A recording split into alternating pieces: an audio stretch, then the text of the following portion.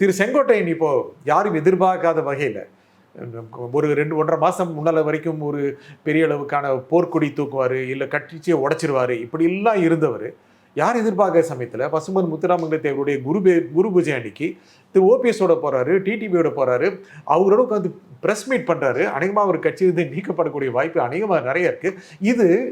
இது இன்னும் கூட எடப்பாடியை பலவீனமாக்கணும், எடப்பாடியை பலவீனமாக்குகின்றவர்களுடன் சேரணும் அப்படிங்கிறதுனால இந்த கூட்டணி பேச்சு இல்லையோ அப்படிங்கிறது தானே தெரியுது சார். இது ஒரு உள்கட்சி பிரச்சனை சார்.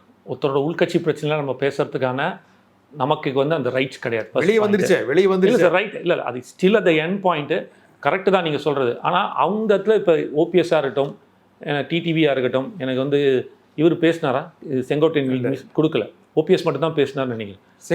டிடிவி தான் பேசினார், ஓபிஎஸ் கூட பேசல. இது அதிமுகவை ஒருங்கிணைப்பதற்கான எடுக்கும் நடவடிக்கைன்றார். இந்த நடவடிக்கை தான் எடப்பாடி செங்கோட்டையன் அண்ணனும் அன்றைக்கி சொன்னார், 1 மாதம் 2 மாதத்துக்கு முன்னாடி. அவங்க என்ன கேட்குறாங்க இப்போது, என்ன பாயிண்ட் அப்படின்னா, சார் ஒவ்வொருத்தருக்கும் ஒரு இஷ்யூஸ் இருக்குது. இப்போ எடப்பாடி ஏன் இவங்களை யாரையும் உள்ளே சேர்க்கல அப்படின்னா, இன்றைக்கி எடப்பாடி இஸ் த கிங்.